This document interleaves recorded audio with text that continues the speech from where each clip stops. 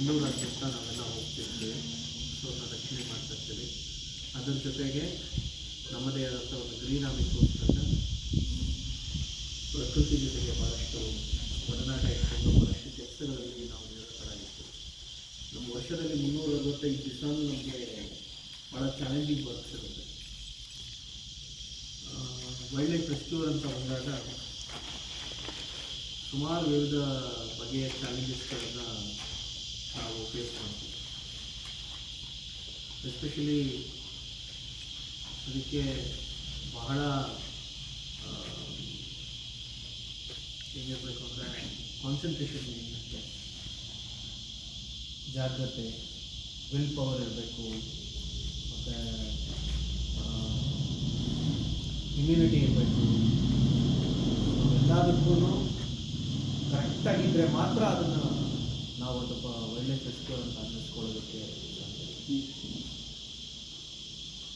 So ನಾನೇನು ದೊಡ್ಡ science students ಅಲ್ಲ. ನಾನು 2010 ಆ್ಯಸ್ ಯೂಶುವಲ್ BA ಕಂಪ್ಲೀಟ್ ಮಾಡಿ ಬ್ಯಾಂಗ್ಳೂರು ಇಂಟರ್ನ್ಯಾಷನಲ್ ಏರ್ಪೋರ್ಟ್ನಲ್ಲಿ ವರ್ಕ್ ಮಾಡ್ತಿದ್ದೆ ನಾನು. ಸೊ ನಾವೆಲ್ಲ ನೈಟ್ ಶಿಫ್ಟಲ್ಲಿ ವರ್ಕ್ ಮಾಡ್ತಿದ್ದಾಗ ಡೇ ಶಿಫ್ಟಲ್ಲಿ ನನಗೆ ಭಾಳ ಸಮಯ ಸಿಗ್ತಿತ್ತು. ಆ ಸಮಯನ ಏನಾದರೂ ಯುಟಿಲೈಸ್ ಮಾಡಬೇಕು ಅಂತ ಯೋಚನೆ ಮಾಡ್ಕೊಂಡು ಬಂದಾಗ, ಆಗ ನಿಮ್ಮ ಹಾಗೆ ಸ್ಟೂಡೆಂಟ್ ಲೈಫಲ್ಲಿ ಇದ್ದಾಗ ಭಾಳಷ್ಟು ಕನಸುಗಳನ್ನ ಕಂಡವನು, ಭಾಳಷ್ಟು ಆಲೋಚನೆಗಳನ್ನ ಮಾಡಬೇಕು ಅಂತಿದ್ದೆ. ಇಡೀ ಎಲ್ಲಿಂದ ಎಲ್ಲಿಗೋ ನಮ್ಮನ್ನು ಕರ್ಕೊಂಡು ಹೋಗಿ.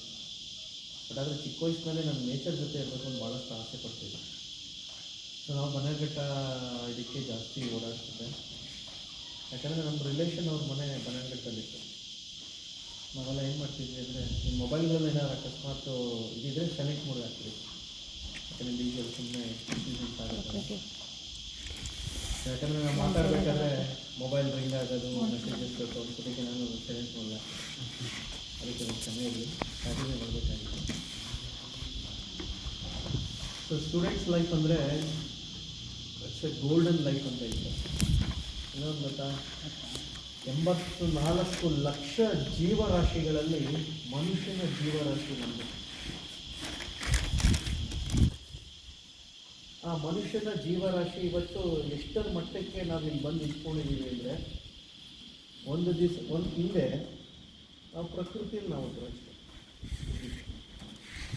ಯಾರಿಗೂ ಗೊತ್ತೇ ಇರಲಿಲ್ಲ ಮನುಷ್ಯ ಮಂಗನಿಂದ ಮಾನವ ಆಗ್ತಾನೆ, ಮನುಷ್ಯನ ಆಲೋಚನೆ